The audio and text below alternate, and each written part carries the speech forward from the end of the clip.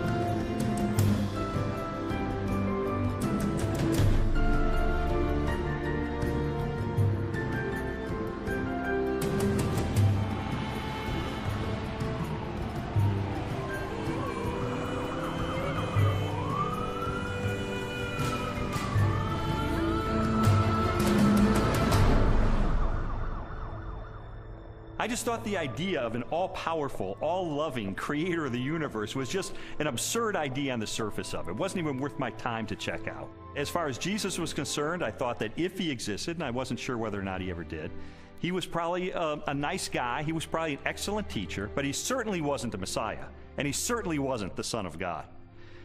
Now, my wife was more in spiritual neutral. She was more of an agnostic, whereas I was more antagonistic toward Christians. I just didn't know where all the pieces fit together. I didn't know who Jesus was or how he fit into the picture. Lee was antagonistic towards God. I was simply confused. There really was no room for God in my relationship with Leslie when we were dating and when we got married, but you know what? We were happy. We didn't have any problem with that. When I first started going to church, Lee responded very negatively. He basically told me that this is not what he had signed up for, that when we had gotten married, he had life planned in a way that did not involve church. My biggest fear with Leslie was that she was going to turn into some religious prude or something, and I thought nothing good can possibly come out of this. But even though I had all these negative ideas of things that were going to happen, in the ensuing months I began to see positive changes in her character and in her values and the way she related to me and the children. And it was winsome and it was attractive. And so when she invited me to go to church with her on January the 20th of 1980, I thought, you know what, I'm going to go. Get her out of this cult, you know, that she's gotten involved in. He did go in with his reporter's notebook so he could take notes and try to find the scandal. Well, the pastor gave a talk that day called Basic Christianity, and he just systematically laid out what it is that Christians believe. And my mind was blown because I had all these misconceptions, and he really did straighten me out on a lot of things. And I remember walking out that day saying two things. First of all, I was still an atheist. He didn't convince me that day that God exists. But secondly, I realized if this is true, this has huge implications for my life. Lee's approach was very different from mine. Mine was mostly a heart issue. I wanted to know that God was real, and the way that was real for me was experientially. And for Lee, it was more about documentation, about being able to have facts that proved it true. Well, I was a journalist, so there was really no problem with me picking up the phone and calling a scholar and saying, hey, I'm Lee Strobel, I'm with the Chicago Tribune. I'd like some background information about the New Testament. And so I would do that, and I thought it was going to be so easy to expose the fallacious thinking behind Christianity. But as it turned out, it took me almost 2 years of my life to investigate these issues. It really was, in a sense, the most exciting story I'd ever pursued as a journalist. I think, unfortunately, because the documents, the New Testament and specifically, were written so far after Jesus' death, that it's really hard to say. I don't know of myself that it was real. I was not there, but people were there at that time. So their account of things that happened back 2,000 years ago has been passed down. As an attorney, I rely on evidence. And so, you know, it would be tough to get evidence at this late date. Well, I began my investigation by looking at the gospel accounts. How did I know that the New Testament was telling me the truth when it talked about Jesus? Now, obviously, I didn't accept the New Testament as being the inspired Word of God. I certainly didn't accept it as being inerrant.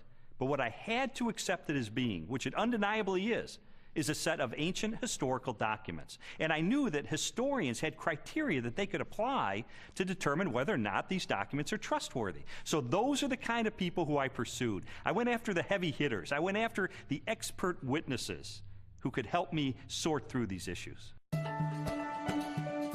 J.P. Moreland, Biola University. Mark Strauss, Bethel Seminary. Craig Blomberg, Denver Seminary.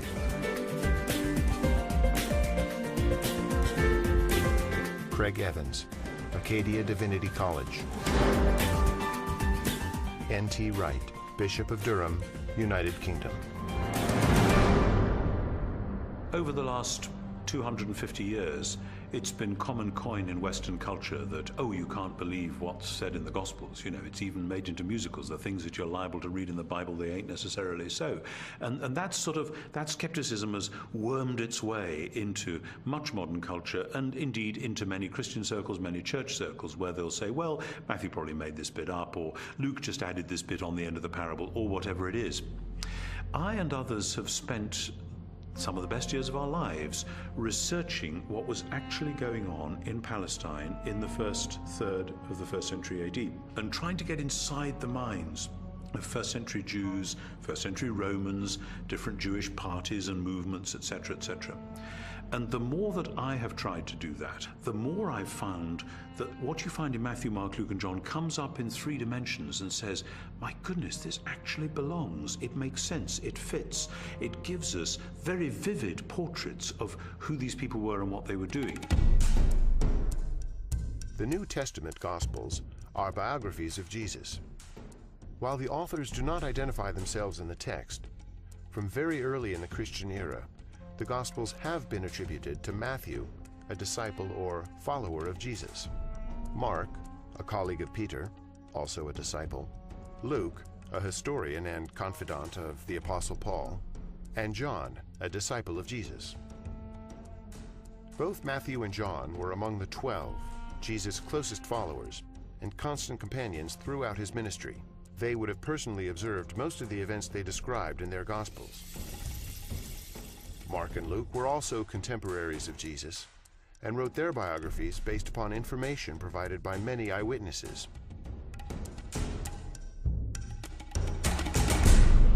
I knew from my years as a legal journalist the importance of eyewitness testimony. In fact, the first question that anybody asks is, how many eyeballs are there? How many eyewitnesses do you actually have? And I needed to determine whether or not contemporary scholars have ascertained whether or not the Gospels are rooted in eyewitness testimony. It's become evident to scholars of the 1st century that the Gospels were actually attempts to write biographies of Jesus. Now, not in the modern sense, because the Gospels are not particularly interested in his early years. But when it comes to Jesus' adult life and his activities, these are biographies.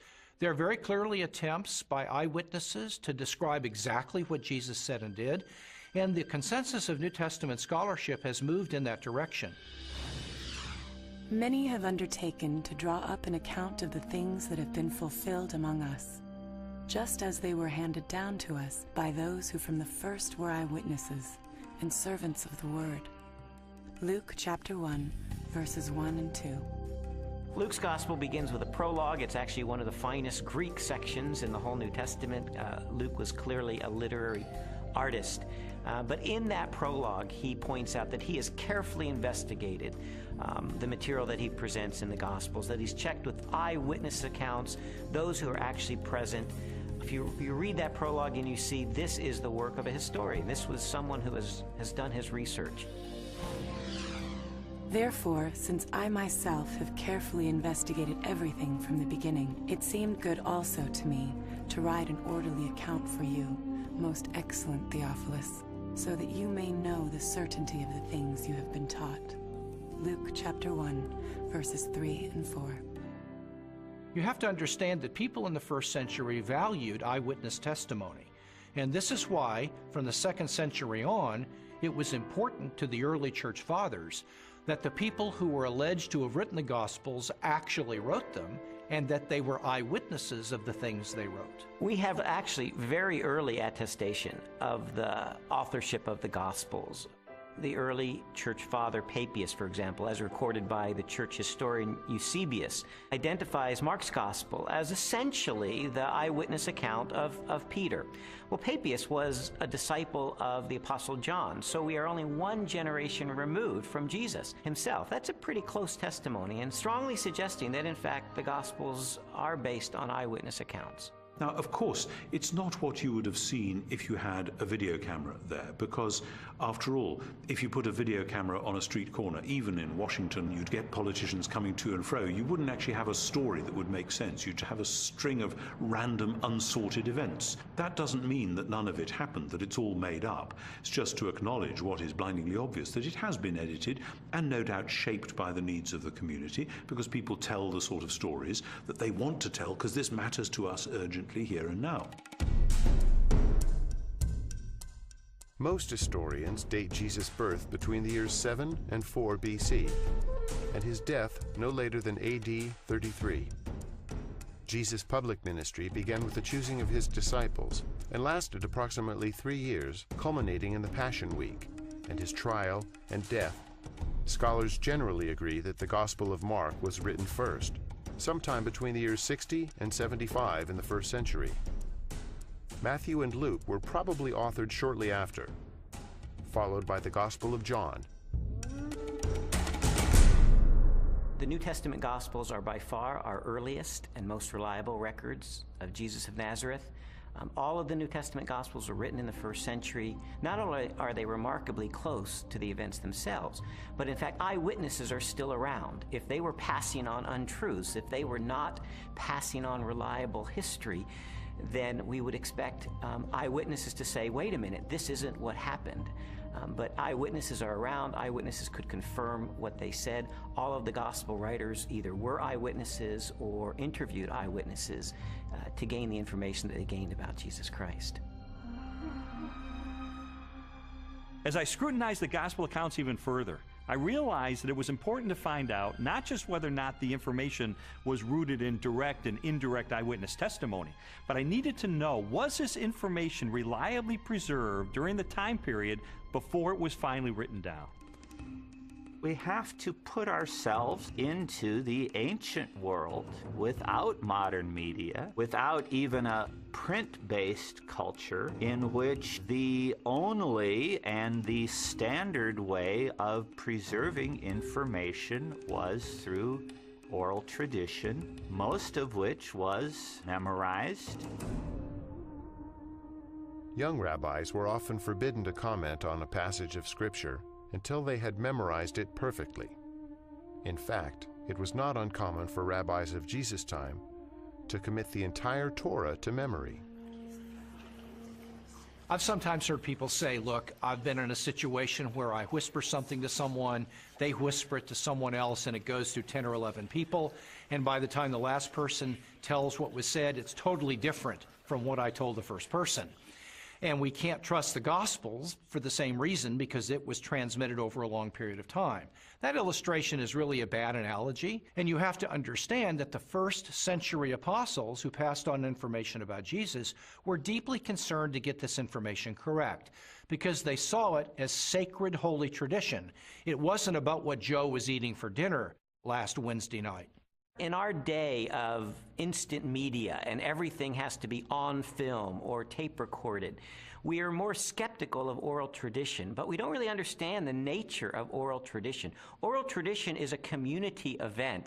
A story is passed down by individuals within that community. Well, if they get it wrong, you've got an entire community that's going to correct them. So it is self-correcting all the way. These stories were passed on reliably because they were passed on by the community of disciples. In fact, we now have scholarly studies that have been done of oral cultures, and we know that through several generations, oral tradition can be preserved and passed on without changing a thing. Even though I became convinced that ancient cultures could pass along oral tradition reliably over time, I still had an obvious objection to the New Testament, and that was, isn't it really filled with contradictions? One of the issues people often raise is the question of apparent contradictions between the Synoptic Gospels, where there's a parallel story. For example, Matthew tells the story of 2 blind men being healed, whereas in Mark's account there's only 1 blind man. How can we get this contradiction? The vast majority of these apparent contradictions, however, are quite easily resolved. Mark describes only one of the 2 blind men, the one who is most prominent, obviously, or perhaps even the one who became a disciple of Jesus and became prominent in the later church. So most of these apparent contradictions are quite easily resolved.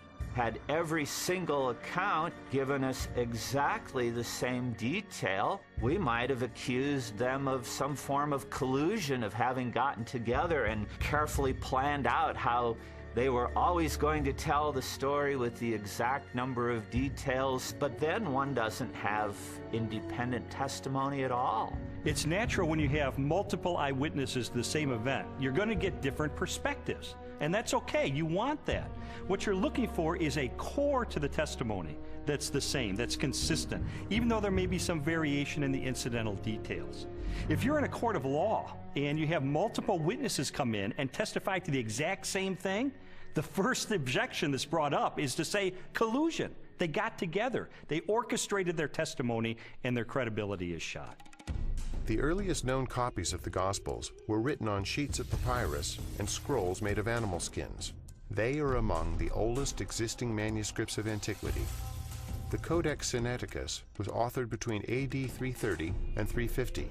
It contains almost all of the New Testament and a significant portion of the Old, while the Codex Vaticanus from the same era is a nearly complete Greek copy of the entire Bible. A papyrus fragment from the 18th chapter of John dates to AD 125, less than a single generation after the Gospel was originally written. When I found out that we have no original survivors of the manuscripts of the New Testament, I became very skeptical. Because if all we have are copies of copies of copies of copies of copies, then how do we know that what we possess today bears any resemblance to what the original said? We have better manuscript attestation for the New Testament than any other ancient document. For example, the Bible of the Greeks, Homer's Iliad, is preserved in maybe 600 manuscripts, the oldest of them 1,000 years after the document was actually written. The New Testament, we have something like 5,000 Greek manuscripts. So everyone agrees, whether liberal or conservative, that we have an incredibly reliable New Testament. We have thousands of manuscripts of the New Testament. We also have virtually the entire New Testament preserved in the quotations of the Church Fathers in the first 4 centuries, so that if we had no copies of the New Testament, we could reconstruct the New Testament from quotations from the early Church Fathers. Following the pattern of my investigation, my next step was to determine whether or not there was any evidence outside the New Testament that corroborates what the New Testament tells us. Jesus, of course, wasn't the emperor of the Roman Empire. He wasn't some autocrat that had conquered half of the world, but he did leave an impact in his own environment and created a movement that grew from there. And there is a remarkable amount of documents and corroboration. Josephus refers to him.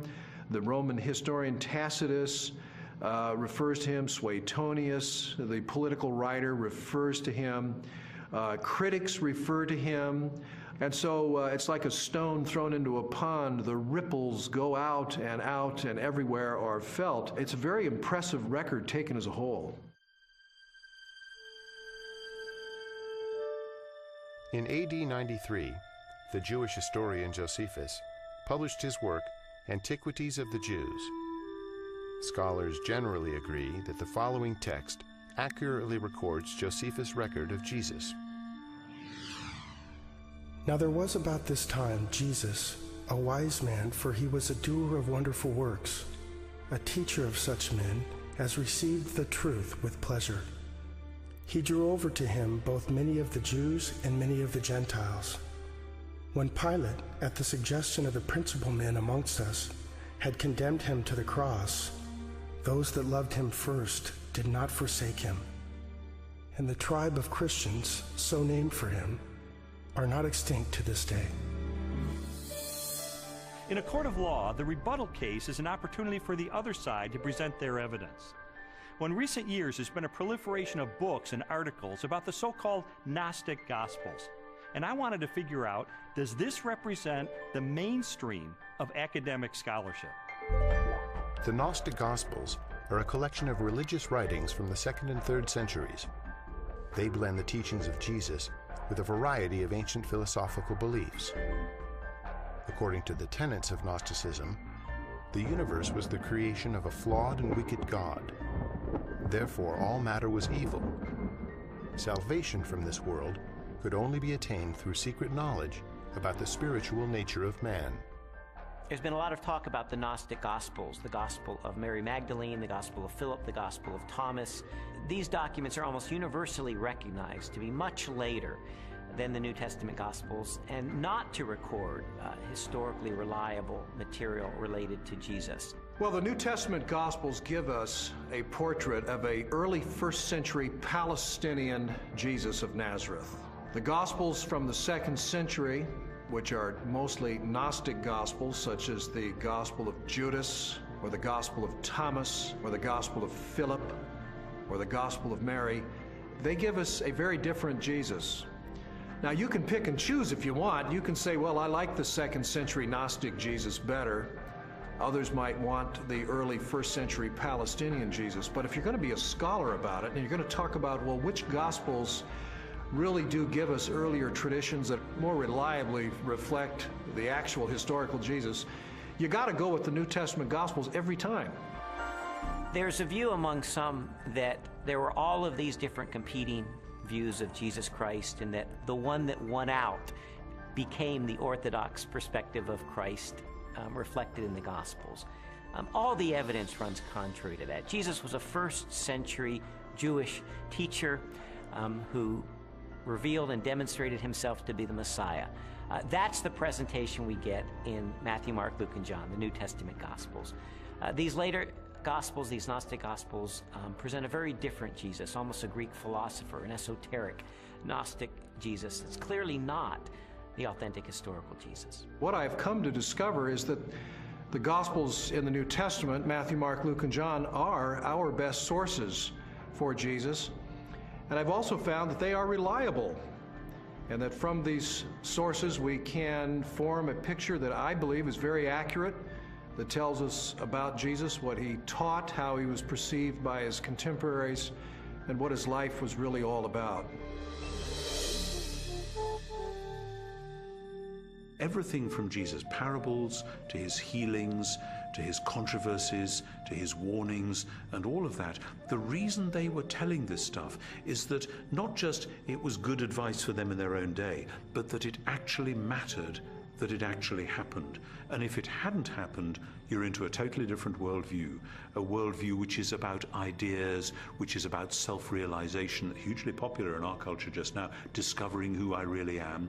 You know, for goodness sake, Jesus didn't come to help me discover who I really am. He came to tell me who he knew I really was and to do something about it. And that's much better news. After a while, as the evidence would accumulate more and more, it was like there were these scales and they began to tip increasingly. And I began to go from a hard-hearted, cynical atheist to someone who was still skeptical, but who was more open-minded, maybe more of a spiritual seeker, someone who was willing to follow the evidence wherever it took me.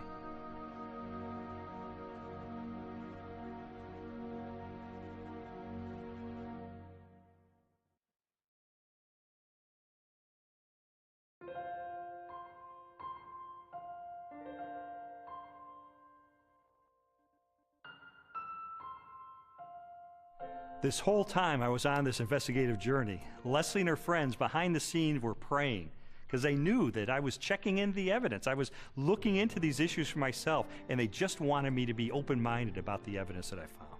I was feeling like my whole world was opening up into something new and way more exciting and fulfilling than what we had been on. And it was that frustration of trying to help him to recognize that that was the case. Well, Leslie tried several things during this period to try to spur me on in my investigation. It didn't help very much. For instance, she would leave Bible tracts around the house, or she would take a Christian book and highlight certain passages and leave it open on a coffee table, things like that. And it really didn't help, and I told her it was not helping, and she understood that. But I think sort of the whole time she was holding her breath, because this was not a very smooth investigation.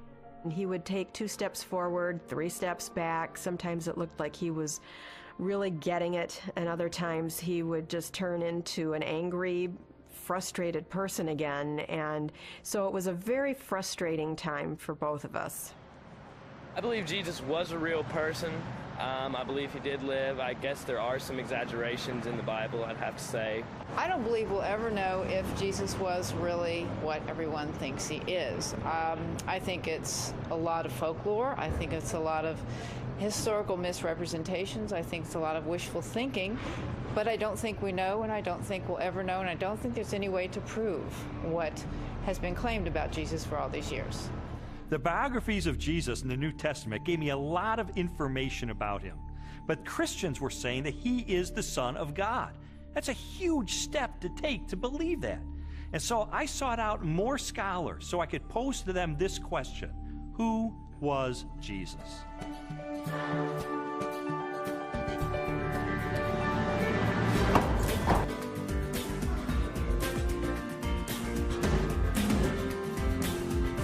Michael Rydelnik, Moody Bible Institute.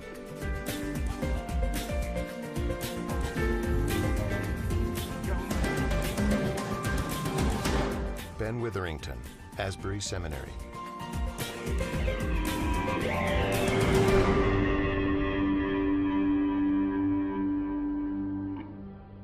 Now, this is one of the things I love about Jesus, and it says something to us. His identity is complex. He can't be pigeonholed. He fits no one formula. There's a lot of aspects to who he is.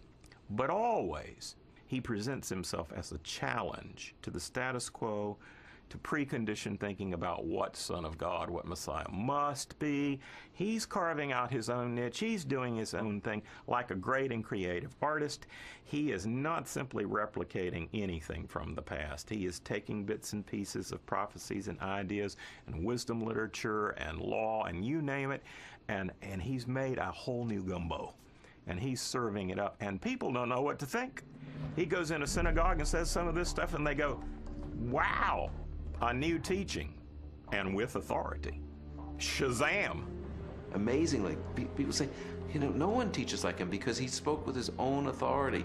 Our sages, our rabbis, always taught that you have to teach in the name of someone else. You know, Rabbi so-and-so says in the name of Rabbi so-and-so. That's the way rabbis were taught to teach. Yeshua came and said, you've heard it said, but not what my rabbi taught me, but I say unto you. And he would clarify, even overrule in some ways, the Old Testament law. Well, this law was given by God himself, for Jesus to say, I am the authoritative interpreter of the law. I am the one who has come to fulfill the law. That's an extraordinary claim, a claim to essentially the authority of God. The Spirit of the Sovereign Lord is on me, because the Lord has anointed me to preach good news to the poor. He has sent me to bind up the brokenhearted, to proclaim freedom to the captives. Isaiah 61:1. It's interesting because when Yeshua went into the synagogue, that was the passage he read. And he says, this day, this verse is fulfilled in your hearing. And basically he's saying, I'm the servant that's described here. I'm the one who fulfills this. Philip comes to Jesus and asks him to show us the Father, and Jesus says, the one who has seen me has seen the Father. Jesus clearly presents himself as the self-revelation of God. Those who meet Jesus are, in fact, meeting God. When Jesus is brought before Caiaphas, the high priest, and some of the Sanhedrin members that have gathered the evening that Jesus is arrested, they're trying to find incriminating evidence, they're trying to find incriminating testimony, and they're not doing real well. And finally, the high priest asked Jesus directly, tell us plainly, are you the Messiah, the Son of God? And Jesus says, I am. And you will see the Son of Man seated at the right hand, coming with the clouds of heaven. And there Jesus has combined phrases from Daniel 7 and Psalm 110. Jesus sees himself as this heavenly figure. More than 80 times in the New Testament Gospels, Jesus is identified as the Son of Man. While the human connotations of the phrase are obvious, a broader interpretation is found in an Old Testament scripture written by the Jewish prophet Daniel. In my vision at night I looked, and there before me was one like a son of man, coming with the clouds of heaven. He approached the Ancient of Days and was led into his presence. Daniel 7:13.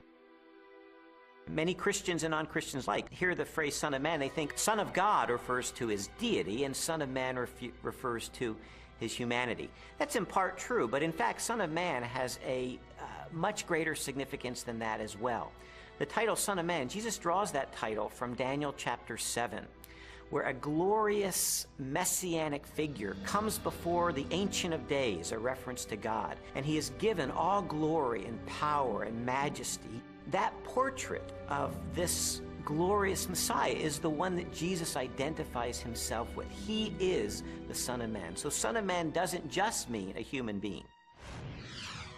His dominion is an everlasting dominion that will not pass away, and his kingdom is one that will never be destroyed. Daniel 7:14. Actually, the phrase Son of Man refers to his humanness and his more than humanness. Because no human being can rule forever unless he's a forever person in some kind of way. In addition to the claims that Jesus makes about himself in the New Testament, there are also reports that he performed the miraculous, that he walked on water and healed the sick and turned water into wine and raised the dead and did exorcisms. And so I had to know, is there evidence that these miracles are a result of his divine nature? Jesus' contemporaries, that is, people who liked him, people who were indifferent, neutral, and people who opposed him, all acknowledged he did extraordinary things. Now, of course, the people who liked Jesus and believed in him and followed him said Jesus did these powerful works because of the Spirit of God. People who opposed him would say, well, I admit he does these amazing things, but it's because the devil is helping him. The Talmud actually speaks of some of these things. In some of the passages that deal with Yeshua, it has him as a magician. And why do they describe him as a magician? It's not flattering. There's a historical recognition here that when Yeshua came, he did miracles, just as Isaiah 35 indicates in the Messianic age. When the Messiah comes, he'll be able to make the blind see and the lame walk. The New Testament Gospels record at least 40 separate miracles performed by Jesus during the course of his ministry.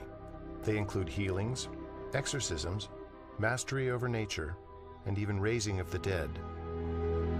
Christian theology has always held that these miracles are part of a total picture that displays the attributes of God himself: unlimited power, total knowledge, ever-present, unchanging, eternal. There's no question that the biographies of Jesus describe him as a worker of mighty deeds. But I wanted to know, does this make him any different than the other miracle workers and magicians of the ancient world? Miracle workers that we find occasionally in the first century are magicians. They use incantations, they use spells, they try to coerce gods or divine figures to work on their behalf. That's very different than Jesus' miracles. Jesus' miracles were to demonstrate the power of the kingdom of God. When he healed the sick, he pointed back to Isaiah's prophecies that when God's kingdom would come, when God's salvation would come, the lame would walk, the blind would see. This was the demonstration that God's kingdom was arriving. He's an exorcist. You don't find any of those in the Old Testament. People were not looking for messianic exorcists. He carves out his own niche. He reveals his identity in his own way. It becomes clear that he is somebody who can take on the powers of darkness himself and win. What kind of person is that? And he doesn't have to use recipes and formulas like other ancient exorcists. He can just call the demon by name and that boy's out of there. One of the most astonishing things that Jesus did was when he claimed to forgive sins. In Mark's Gospel, chapter 2, a man is brought to him, a paralyzed man, and the crowds around him are expecting Jesus to heal him. But instead, the first thing Jesus said is, your sins are forgiven. Only God forgives sins. Now, some might say, well, Jesus may have been forgiving sins on behalf of God. But in fact, that's not the way his listeners understood him, because immediately the religious leaders responded to that. Who is this that forgives sins? Only God forgives sins, they claim. But Jesus claims the ability to forgive sins. And that to confirm that he has that authority, he then heals the man. And so a very obvious question arises. That is Jesus the Messiah, the Christ, the Anointed One, the one sent by God to be the Savior of Israel and the world? Christians told me that there are dozens and dozens of ancient prophecies contained in the Old Testament of the Bible, and that they predict the coming of this Messiah, and that Jesus, against all mathematical odds, fulfilled those prophecies. And I thought, this is a little bit like the fingerprint evidence you see in a court of law.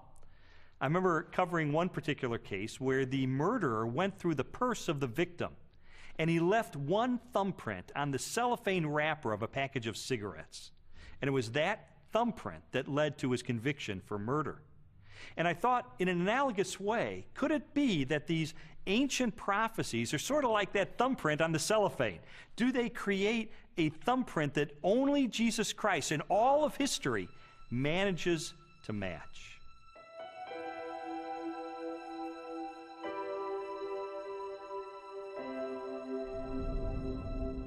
This is Yeshayahu 53:6, or Isaiah 53:6. Kulanu katson ta'inu, ish ladarko paninu, vadonai hifnia bo, et avon kulanu. All of us, like sheep, have gone astray. Each of us has turned to his own way. But the Lord has laid upon him the iniquity of us all. I had a friend who wrote this out on a piece of paper. He typed it up on his computer without any verse notations. And he took it around to everyone in his office. He worked in a big office for a motor vehicle bureau in one of the big states in our country. And he showed it to everyone in the motor vehicle bureau and in the state capitol. And he said, just tell me who this is and where it comes from. And every single person that looked at it, Jew or Gentile alike, it didn't matter. Everyone that looked at it read it, and he said, who is this? They said, oh, it's obviously Jesus of Nazareth. That's who it is. And it's from the New Testament. And then my friend would say, but no, it's not from the New Testament. It's from the Hebrew Bible. It was written 8 centuries before Jesus came. Can you believe this? And he showed it to them from Isaiah. And people really had a hard time, because if you read this passage without any kind of presuppositions or bias, you will read it, and it will be really clear that this is the life of Yeshua. Now, could he have fabricated this, or is this just a big coincidence? In the Old Testament, we really have two kinds of prophecies. We have prophecies that are fulfilled uniquely in Christ, and prophecies that are fulfilled typologically in Christ. And I do think we need to distinguish between the two. Those that are fulfilled uniquely in Christ were once and for all fulfilled by Jesus. And those are the ones that we can really point to have apologetic value. That is, to demonstrate that Jesus was the only person who could have possibly fulfilled this. His birth in Bethlehem is one of those prophecies. His role as the suffering servant of Isaiah 53 is one of those prophecies. His entrance into Jerusalem on a donkey from Zechariah chapter 9. These are clear evidence that Jesus is fulfilling the Old Testament. The most amazing part of Isaiah's prophecies is in Isaiah 9, when it speaks about the son of David coming to be the king, to sit on the throne of David and have an eternal righteous kingdom. And everyone knows it from Handel's Messiah. Unto us a son is born, unto us a child is given. And the idea of this verse is that the Messiah will actually be born, physically born. And then it says, and his name shall be called Wonderful Counselor, Mighty God, Father of Eternity. In other words, he's the creator, the author of time. Some skeptics have said that Jesus could have engineered the fulfillment of these prophecies. Of course, Jesus could not have determined where he was going to be born, so to be born in Bethlehem, obviously he could not have engineered that. Also, as the suffering servant, it would have been difficult for him to engineer such a specific fulfillment of Isaiah 53. But on the other hand, the fact that Jesus performed certain actions that in fact fulfilled prophecies only demonstrates that he was indeed the Messiah. Anyone who enters Jerusalem riding on a donkey, in obvious fulfillment of Zechariah 9:9, is saying, yes, I am the Messiah. So we certainly have a glimpse in that fulfilled prophecy of the self-consciousness of Jesus, that he truly believed that he was the Messiah. Scholars have determined that Jesus fulfilled at least 4 dozen major prophecies, each written a minimum of 3 centuries before his birth. Their content ranged from specific details about his life to the symbolic implications of his death. Psalm 22 gives a poetic picture by David, written in the first person, of what the Messiah will be like in his suffering. And one of the things he says is that they will pierce my hands and my feet. Now, David wrote before crucifixion was known, probably by about 300 years.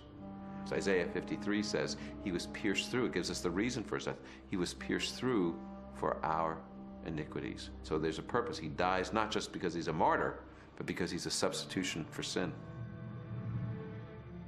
A college professor of mathematics and science named Dr. Peter Stoner wanted to determine what the odds were that any human being throughout history could fulfill the messianic prophecies. So he had his students come up with very conservative estimates of the likelihood of any human being fulfilling certain of these predictions. And then they just ran the numbers. And what they determined is that the odds of any human being fulfilling 48 of these ancient prophecies would be 1 chance in a trillion.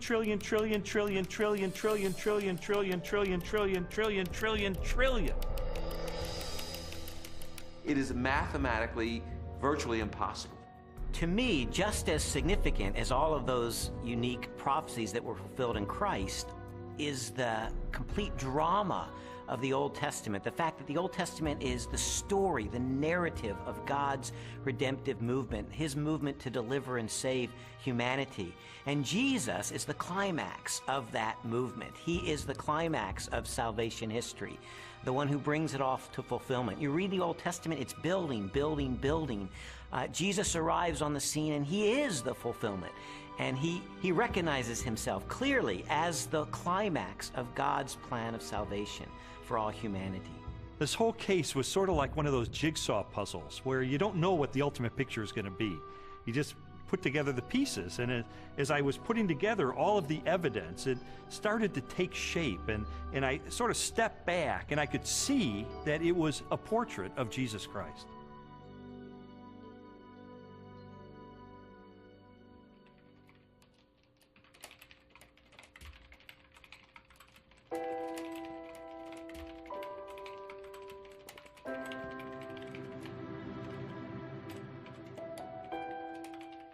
This was not just an intellectual journey.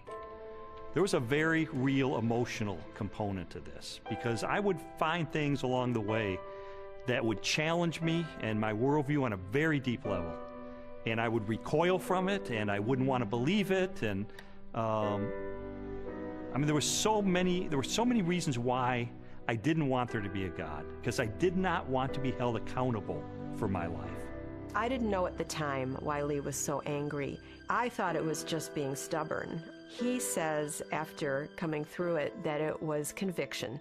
It seemed that the more Leslie's values were changing and her character was being transformed and the way she related to me and the children was changing, it would highlight the contrast with my life.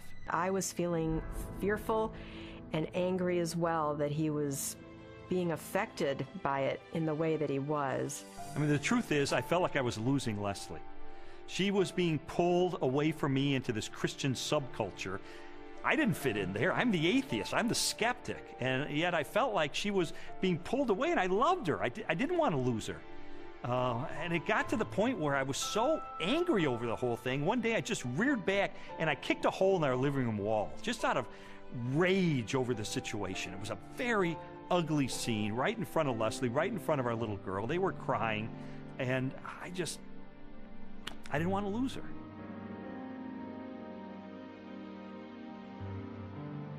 Jesus's body was never found, and so yeah, and they predicted it. Well, you know, he talked about it, and it was predicted, and it happened. I mean, it's this easy. It's as simple as that. We just tend to complicate it, man. No, not physically, not his physical body. So when they came the following morning and rolled back the great stone in front of the tomb, and he wasn't there, no, it must have been dark in that. I don't know. They must have missed him. No, I don't think physically a physical body can rise. I don't think that he was yanked out of that, or physically walked out and walked down the street and met with him. It just doesn't make any sense to me.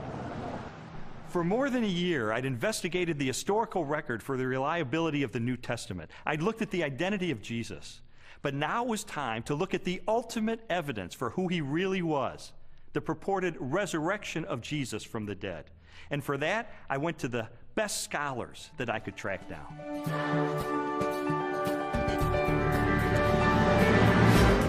William Lane Craig, Biola University. Gary Habermas, Liberty University.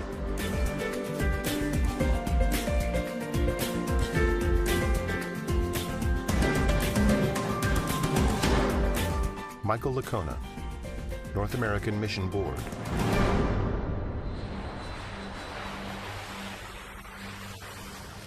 You see, while Jesus was on earth, he made some really radical claims. He claimed to be the uniquely divine servant of God, and he claimed that the only way that we could get to God would be through him. Now, I submit to you that if one of your professors made some claims like that, you would think that he or she was a few French fries short of a Happy Meal. Those are some really audacious claims. Well, a lot of Jesus critics responded to him the same way that you or I would respond to someone making those claims today. Oh yeah, pal? You really think that's who you are? Well, tell you what, why don't you show it to us? Why don't you give us a sign? Show us a miracle or something. And Jesus said, well, I'll give you one miracle, one sign, my resurrection from the dead. The resurrection of Jesus really is the pivotal event of history. Anybody can claim to be the Son of God, as Jesus clearly did. The question is, can you back it up? What evidence is there to support your claim? What credentials do you have?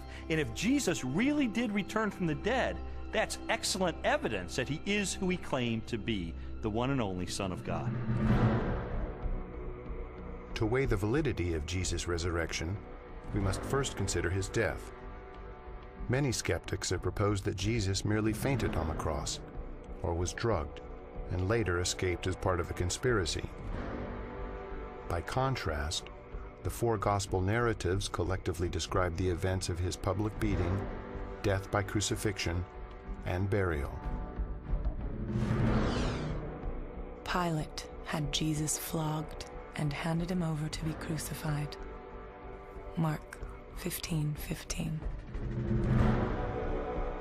Chances of surviving crucifixion were extremely bleak. Crucifixion and the tortures that normally preceded it was the worst way to die in antiquity. A person was scourged to the point usually that their intestines, arteries, and veins were laid bare. And then after that, a person was dragged out where they were impaled to a cross or a tree and then left hanging there in excruciating pain. In fact, the word excruciating comes from the Latin, out of the cross. Jesus was being tried and executed as a rebel leader. Now, in the Roman army, if you were responsible for looking after one prisoner of war, even if he was a rather insignificant prisoner of war, if you let him get away, your life would be forfeit in place of his, and life was very cheap. If you were looking after the execution of a rebel leader and you let him get away, you're in deep trouble. You're not going back home to your wife and kids. No way. Game over. The Romans were very, very good at killing people. They specialized in it. They prided themselves on it. Perhaps the most definitive statement of Jesus' death at the hands of the Romans is recorded in the Gospel of John. One of the soldiers pierced Jesus' side with a spear, bringing a sudden flow of blood and water. John 19:34. Medical experts have concluded that this account from John, an eyewitness of the crucifixion, is evidence that as he suffocated on the cross, Jesus' heart had ruptured. There came a rich man from Arimathea named Joseph. Joseph took the body, wrapped it in a clean linen cloth, and placed it in his own new tomb that he had cut out of the rock. Matthew 27:57 through 60. All four Gospels tell us that Jesus was buried in the tomb of Joseph of Arimathea. That's a remarkable statement, and certainly a historical statement. The evidence for that is, first of all, Joseph of Arimathea is identified as a member of the council, the Sanhedrin, that condemned Jesus. The presence of Joseph of Arimathea in the empty tomb narrative indicates that this is a historically reliable account of what really happened. His name would have been known to people in those days very much like a United States senator would be known today. It would have been very clear where his tomb was, so that there would have been no question about the location of Jesus' burial. It also, I think, indicates that the burial account of Jesus could not have been made up. It is highly unusual to find that the person who alone has the courage to go to Pilate and give Jesus an honorable burial is not members of his family, faithful disciples who followed him to the end. Instead, it is a member of the Jewish Sanhedrin, the very high court, all of whom, Mark says, had condemned Jesus of Nazareth to the cross. The fact that it is Joseph of Arimathea who is the person responsible for giving Jesus an honorable burial is an awkward and embarrassing fact for the early church, and yet this tradition is faithfully preserved in almost all of the traditions that we have about the burial of Jesus.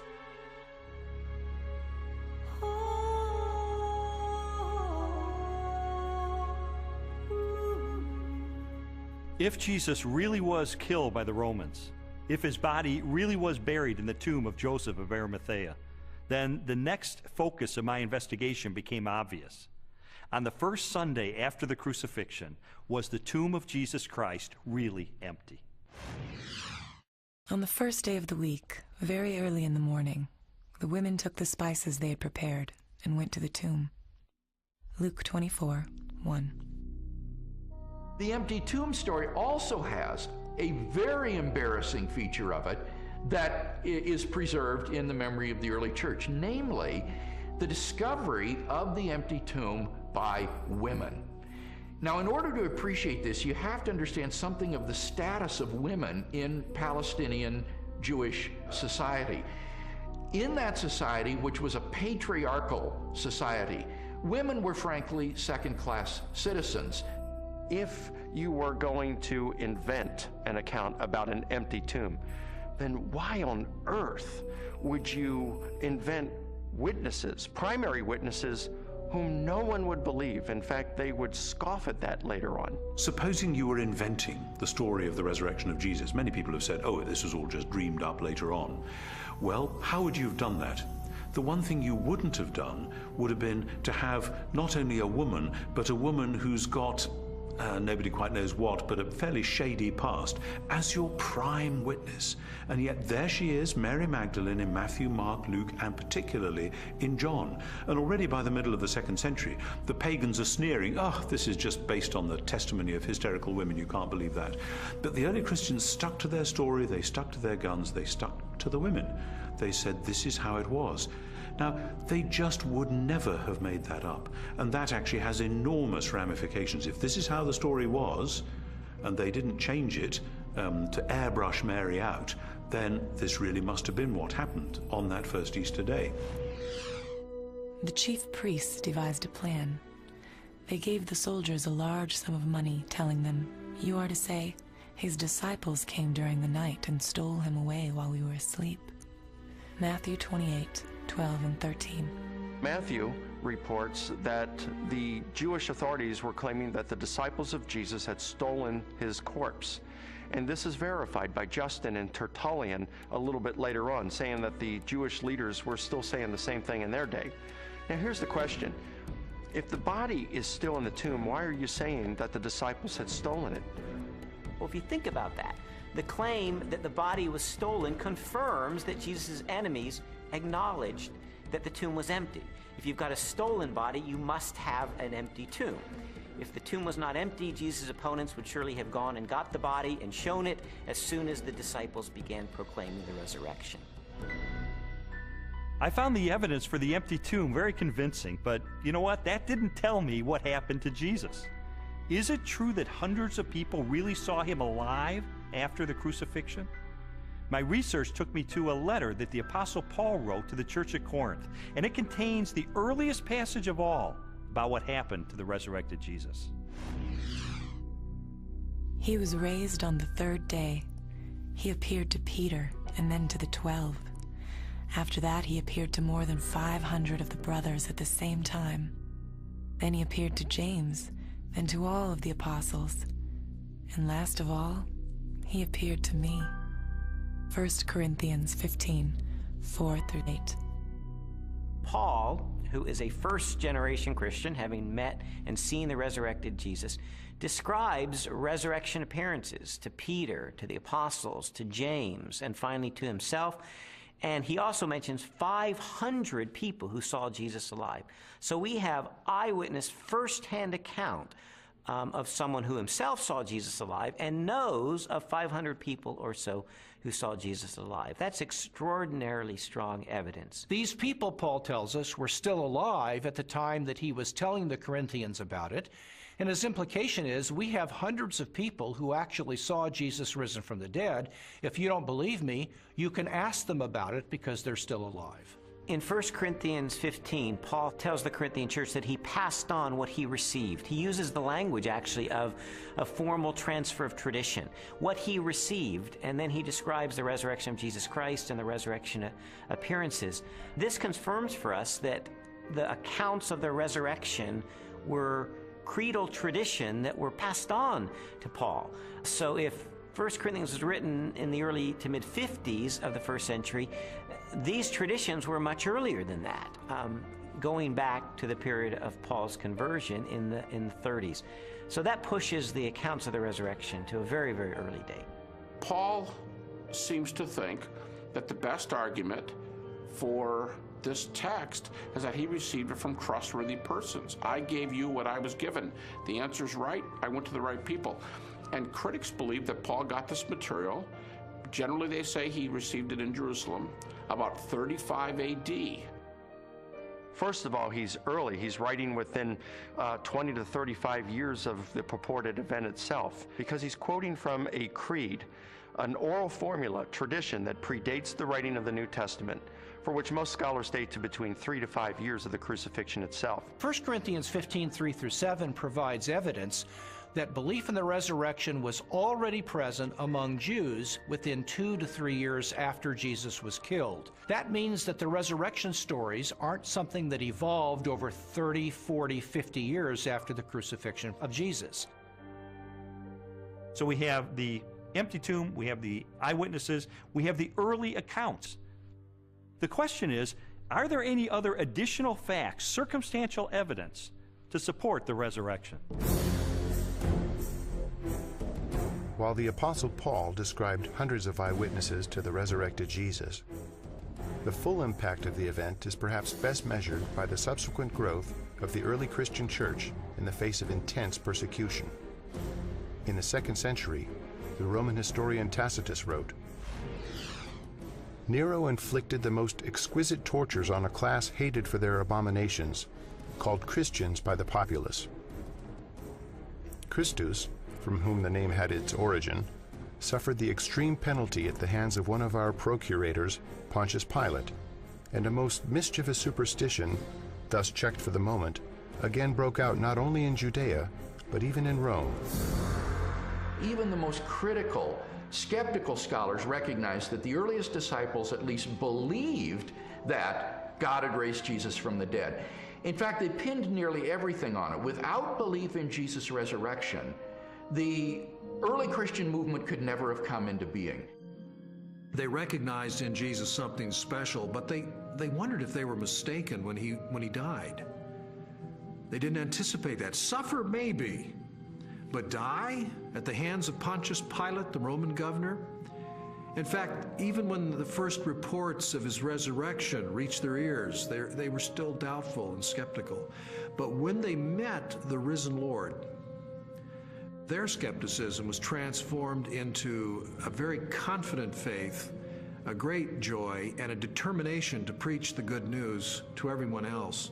And I think that's the part that's awfully hard to refute, because we have this turnabout, this transformation of a discouraged and bewildered following on the basis of the good news. Somehow you have to explain the explosion from scared followers who run away to let's worship him, let's sing to him, let's pray to him.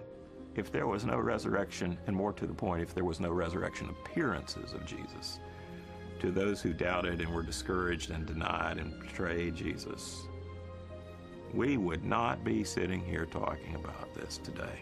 Other messianic figures had risen in the past, had claimed to be somebody, and had been suppressed and killed by the Romans. Yet no movement arose around those dead messiahs. But these disciples of Jesus were willing to go to the ends of the earth proclaiming the gospel message, were willing to suffer and die for that. The transformation from a bunch of defeated cowards to boldly, fearlessly proclaiming the gospel, even to the point of death, to me confirms that something happened on that first Easter morning. I have worked much harder, been in prison more frequently, been flogged more severely, and been exposed to death again and again. 2 Corinthians 11:23. After Jesus' crucifixion, the disciples lived lives of hardship for 20, 30, 40 years, suffered greatly in their ministries, and eventually suffered martyrdom and execution without recanting for their belief that they had seen Jesus risen from the dead. I mean, what were they gaining? Were they becoming rich? They're running around the countryside. They're, in some cases, abandoning their family for periods of time so they can preach. What they got for their efforts is death, in many cases. You also have to remember that the disciples died not just for something they believed was true. They died for something they actually saw with their own eyes. It's much more difficult to explain that away than it is for someone who dies for a belief and they're sincerely wrong. I came across a bit of evidence I really found fascinating.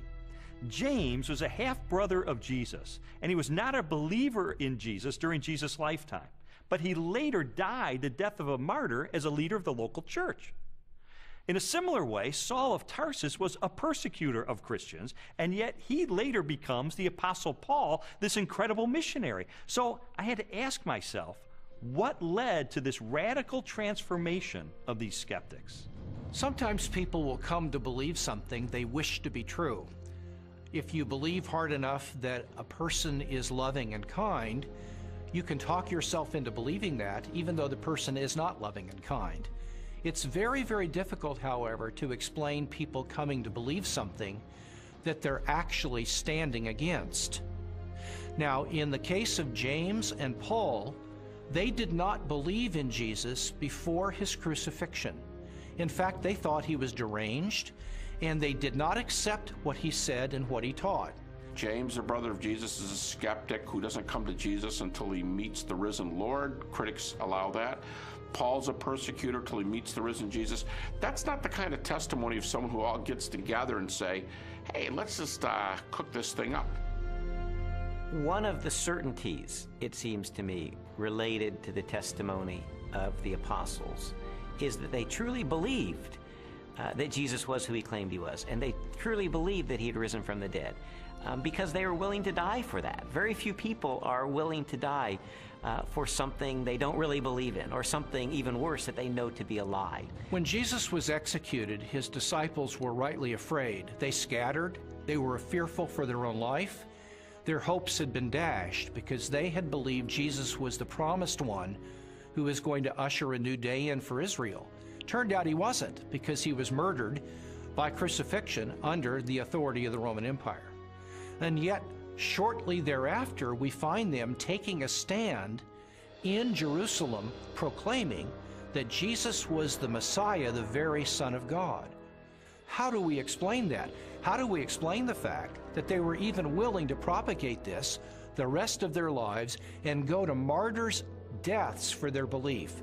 The only rational explanation is that something happened to them between the death of Jesus and 3 days later, and according to their own words, it was that they saw Jesus risen from the dead for themselves.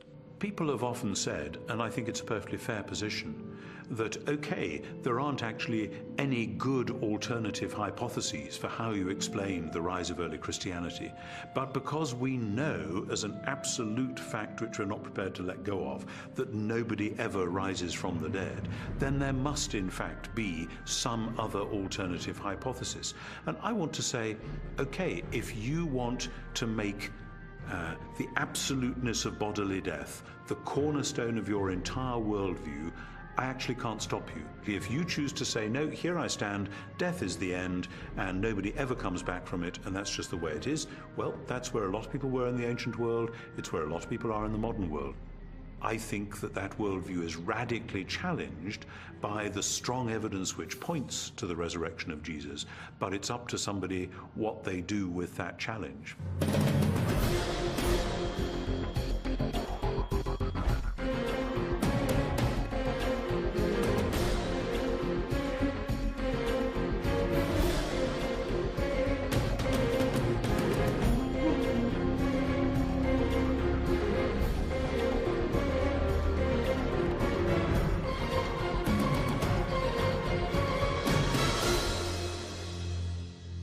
The evidence accumulated over time until November the 8th of 1981, which is sort of when I reached a critical mass.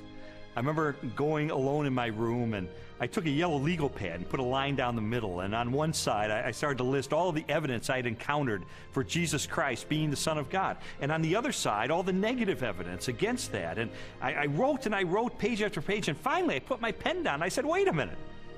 In light of this avalanche of evidence pointing toward the truth of Christianity, it would require more faith for me to maintain my atheism than to become a follower of Jesus Christ. And so that's the moment that I decided, consistent with the evidence, the most logical, the most rational step I could take was a step of faith in the same direction the evidence was pointing, and put my trust in Jesus. And after I did that, I thought, you know, maybe Leslie would like to hear about this. I thought it was too good to be true. My heart was pounding. I was in tears. I was so excited. I just threw my arms around him and kissed him and hugged him and told him how I'd been praying and how lots of people had been praying that this day would come. She threw her arms around me and she said, "You hard-hearted son of a Baptist," she said, "I've been telling you this for 2 years. I mean, come on." And that began a transformational process for me, where over time my philosophy and my attitudes, relationships, parenting, worldview, all of that began to change over time for good, really for good. When Lee became a Christian, his whole life started to change, to the extent that our 5-year-old daughter, who also saw those changes, went to her Sunday school teacher and told her that she wanted Jesus to do in her life what he had done in her daddy's life. Jesus said, "You shall know the truth, and the truth will set you free." And you know, that's my story. It was someone who said, I'm going to investigate this stuff with an open mind, let it take me wherever the evidence will take me. And what I discovered in the end is Jesus made the claim that he is the truth, that everything hinges on his identity. In fact, everything hinges on the resurrection, because anybody can claim to be the Son of God. If Jesus really did return from the dead, then he is who he claimed to be, and that changes everything. But what about your own journey? I'd really encourage you, if you've never done it, to investigate the evidence for yourself, but make 3 resolutions up front. Number 1, make it a front burner issue in your life. Number 2, resolve to have an open mind, to go wherever the evidence takes you, even if it takes you to the very uncomfortable conclusion that Jesus is who he claimed to be. And then finally, resolve that once the evidence is in, you will reach a verdict in the case for Christ.